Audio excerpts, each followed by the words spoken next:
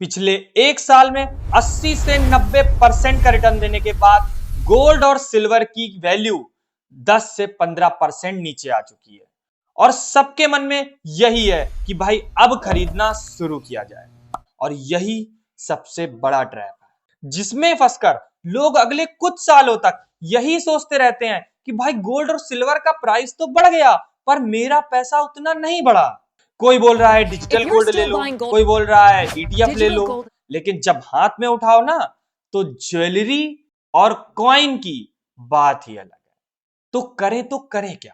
असली गलती क्या खरीद रहे हैं उसमें है ही नहीं, असली गलती है कि कैसे खरीद रहे हैं।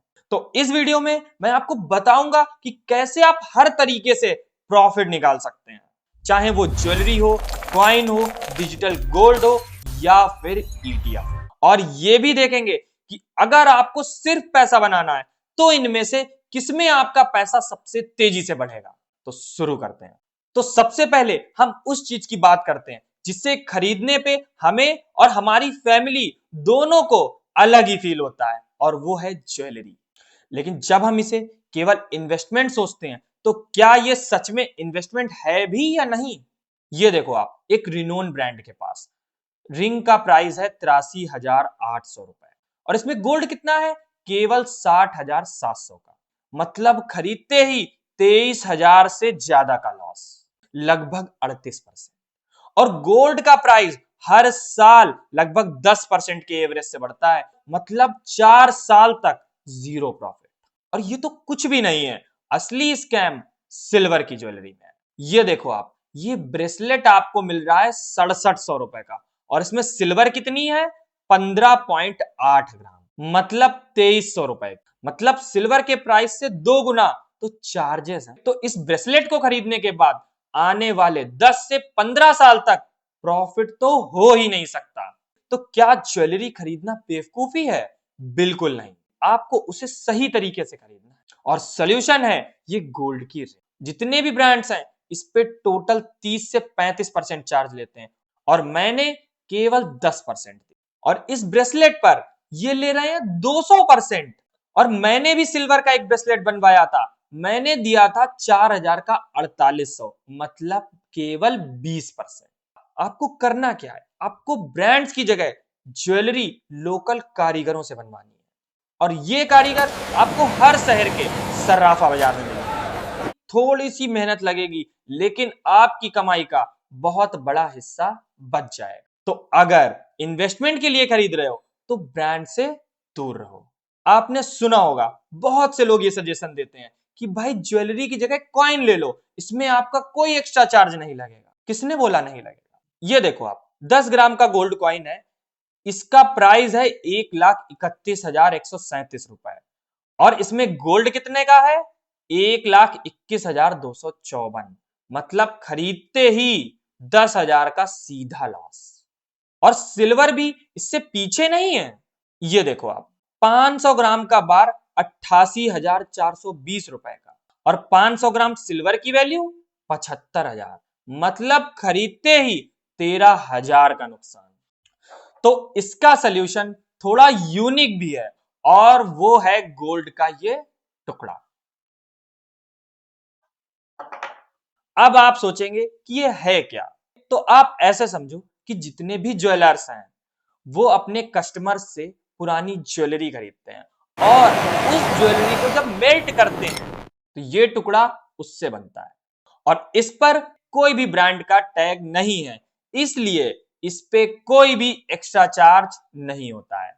और जब मैंने ये 50 ग्राम का टुकड़ा खरीदा था ना, उस समय इसकी मार्केट वैल्यू थी 3 लाख और मैंने दिए थे 3,10,000 रुपए। जहां ब्रांड्स आपसे कॉइन और बार्स पे 10 से 15% लेते हैं, मैंने दिया था केवल 3.3%। तो ज्वेलरी और कॉइन्स का ट्रैप तो क्लियर हो गया। लेकिन सोशल मीडिया पे सब लोग चिल्ला रहे हैं कि भाई डिजिटल गोल्ड बेस्ट है। लेकिन क्या ये पूरा सच है या फिर केवल मार्केटिंग करके हमें फंसाया जा रहा है? चलिए लाइव टेस्टिंग देखते हैं। ये देखो आप, जब आप 10 ग्राम गोल्ड खरीदते हो तो आपको देने पड़ेंगे 1,26,639 रुपए। अगर आप तुरंत इसे बेचते हो तो आपको मिलेंगे केवल 1,16,510 रुपए। मतलब 10,000 से ज्यादा का नुकसान, वो भी तुरंत। और सिल्वर, वो इससे पीछे कैसे रह सकता है? ये देखो आप, 152.91 रुपए पर ग्राम और प्लस 3% जीएसटी। मतलब अगर आप 1 किलो सिल्वर खरीदते हो तो आपको देने पड़ेंगे 1,57,000 रुपए, और अगर तुरंत आप इसे बेचते हो तो आपको मिलेंगे केवल 1,46,000। मतलब 11,000 का सीधा नुकसान। मेरे हिसाब से डिजिटल गोल्ड इन्वेस्टमेंट के लिए बिल्कुल भी अच्छा ऑप्शन नहीं है।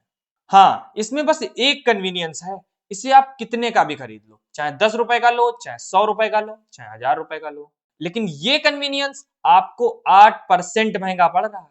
इससे केवल 2 से 3% ज्यादा देकर आप ऐसी रिंग बनवा सकते हो।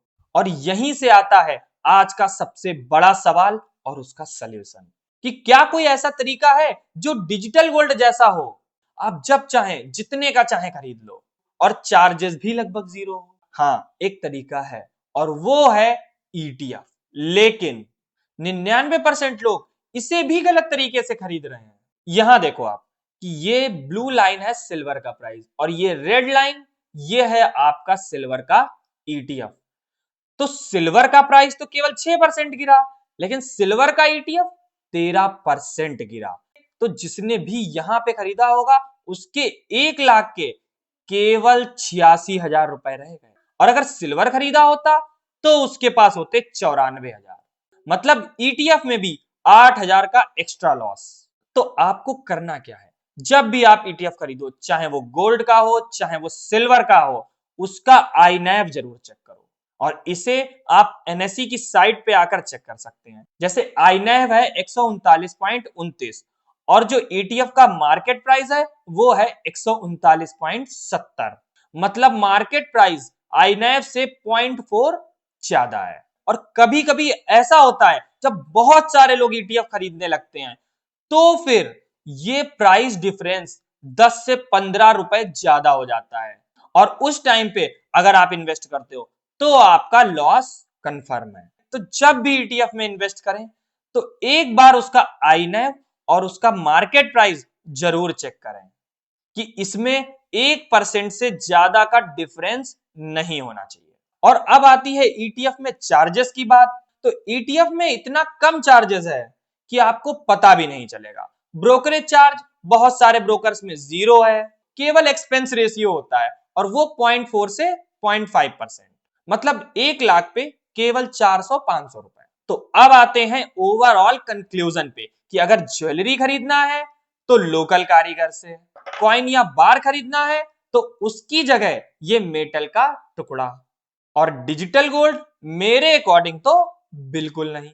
और अगर केवल पैसा बनाना है और सबसे ज्यादा रिटर्न चाहिए तो वो है ईटीएफ। तो अब मुझे लगता है कि आपके गोल्ड और सिल्वर से रिलेटेड सारे डाउट्स क्लियर हो गए होंगे। तो अब आपका क्या प्लान है, कमेंट्स में जरूर बताएं।